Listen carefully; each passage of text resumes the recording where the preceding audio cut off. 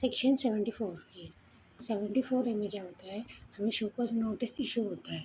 ठीक है, ये बोनाफाइड केस भी हो सकता है या फिर मेलाफाइड भी हो सकता है। ये 4 केस कौन से होते हैं जिसमें हमें शो कॉज नोटिस इशू होता है कि हमने टैक्स पे नहीं किया, टैक्स शॉर्ट पे किया, आईटीसी रॉन्गली अवेल्ड और यूटिलाइज किया, या फिर एरोनिमस रिफंड था, गलत रिफंड हमने क्लेम कर लिया, तो उस केस में हमें सेक्शन 74 ए में नोटिस इशू हो सकता है।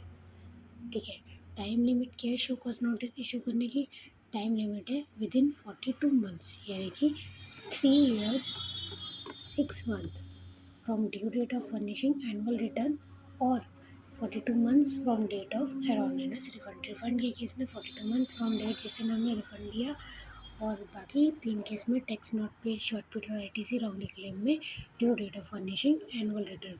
ड्यू डेट ऑफ फर्निशिंग यानी कि 31 दिसंबर ऑफ प्रीसीडिंग फाइनेंशियल ईयर जो होगा, फॉलोइंग फाइनेंशियल ईयर, उससे लेंगे, not actual, it is due date, due date, due date. Okay, time limit of हमने शो कॉज नोटिस हमारे पास इशू हुआ, तो जिस पर्सन को शो कॉज नोटिस इशू हुआ वो क्या करेगा, वो उसका रिप्लाई देगा। अगर रिप्लाई सेटिस्फैक्ट्री हुआ तो प्रोसीडिंग ड्रॉप हो जाएगी, लेकिन अगर रिप्लाई सेटिस्फैक्ट्री नहीं हुआ तो फिर जो डिपार्टमेंट है, जो प्रॉपर ऑफिसर है, वो ऑर्डर पास करेगा जिसमें कि वो डिमांड देगा, डिमांड ऑर्डर पास करेगा कि भाई आपका इतना इतना टैक्स इंटरेस्ट पेनल्टी डिस्प्यूटेड है कर, तो आप उसे पे करिए। ठीक है, अब ये जो ऑर्डर जो पास करेगा उसकी टाइम लिमिट क्या है? उसकी टाइम लिमिट है with in 1 year from date of issue of show cause notice, या फिर with in 1 year from date of erroneous refund.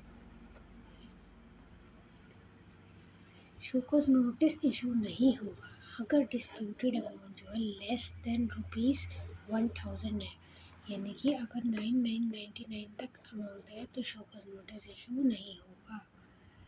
ठीक है, प्रॉपर ऑफिसर में सब before serving show cause notice communicate करेगा detail to the person. Show cause notice issue करने से पहले प्रॉपर ऑफिसर क्या देगा, हमें इंटीमेशन देगा कि भाई हम आपके ऊपर ये शो कॉज नोटिस में इशू करने वाले हैं, ये मैटर है, तो आप उसे फॉलो अप कीजिए, उसका रिप्लाई दीजिए। ठीक है, लेकिन ये issuance of pre show cause notice intimation is not mandatory. Intimation issue करना मैंडेटरी नहीं है। अच्छा, अगर किसी पीरियड के लिए मुझे शो कॉज नोटिस रिसीव्ड होता है और सेम मैटर ही जो मेरा नेक्स्ट पीरियड में भी कवर है, तो पूरा नोटिस इशू करने की जगह अगर वो मुझे एक स्टेटमेंट देता है तो वो स्टेटमेंट भी मान लिया जाएगा कि ये है क्या है, deem as service of show cause notice. तो मान लिया जाएगा कि ये जो स्टेटमेंट है वही एज अ नोटिस काम करेगी। ठीक है, proper officer may serve a statement instead of no show cause notice for subsequent period. Where show cause notice has been issued for any period, proper officer may serve statement instead of show cause notice for subsequent period. Statement shall be served for period other than those covered in show cause notice of earlier period. Service of a statement for subsequent period deemed to be service of show cause notice. ये हमने already cover कर लिया है। Penalty अभी देखते हैं। ये जो हमने वो अभी पढ़ा था कि टाइम लिमिट ऑफ ऑर्डर की 12 मंथ है, ये टाइम लिमिट जो है ये एक्सटेंड करी जा सकती है 6 मंथ से। ये एक्सटेंशन कौन देगा? कमिश्नर देगा या फिर officer not below rank of joint commissioner.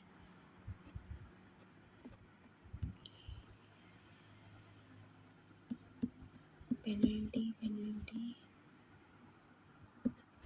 ठीक है,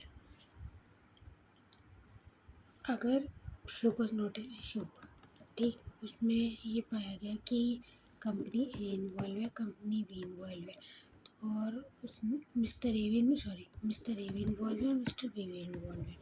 तो शो कॉज नोटिस इशू किया गया ए को, बाद में पता चला कि इसमें बी भी इन्वॉल्व है, तो उन्होंने बी को भी शो कॉज नोटिस इशू कर दिया कि ये डिमांड लाइबिलिटी है, इसको आप पे करिए।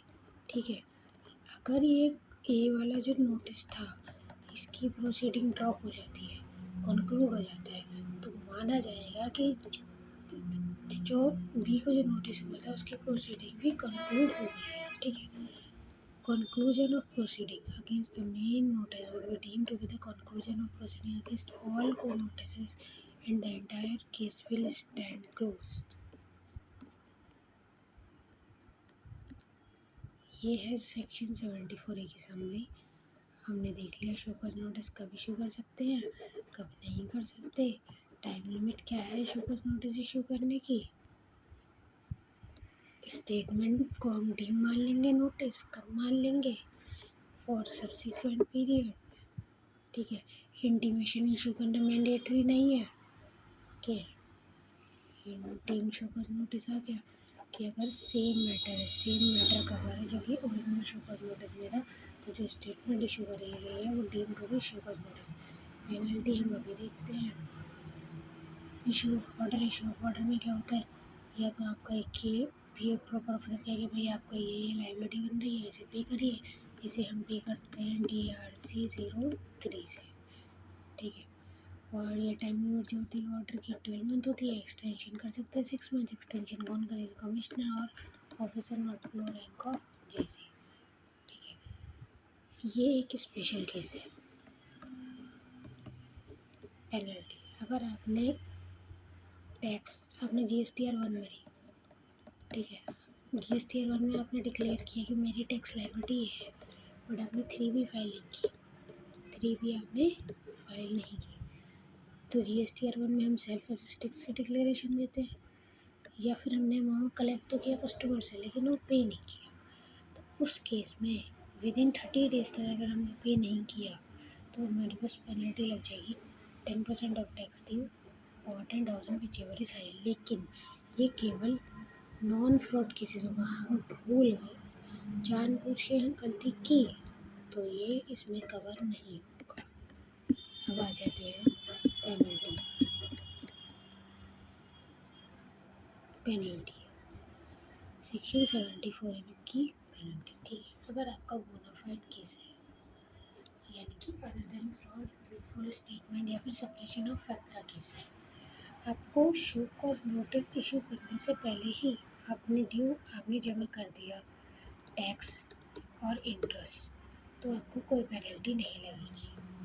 अगर आपने शो कॉज नोटिस इशू करने के विद इन 60 डेज आपने जमा किया तो भी आपको कोई पेनल्टी नहीं लगेगी। लेकिन उसके बाद अगर आप कभी भी जमा करते हो तो आपको पेनल्टी लगेगी 10% ऑफ टैक्स और 10,000 विच एवर इज हायर।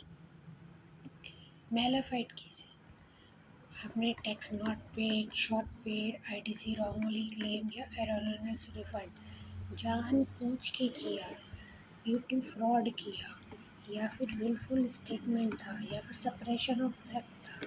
ठीक है, शो कॉज नोटिस इशू होने से पहले शो कॉज नोटिस नहीं आया, मान लीजिए इंटीमेशन आ गई और आपने भाई जमा कर दिया टैक्स, तो आपको पेनल्टी देनी पड़ेगी 15%।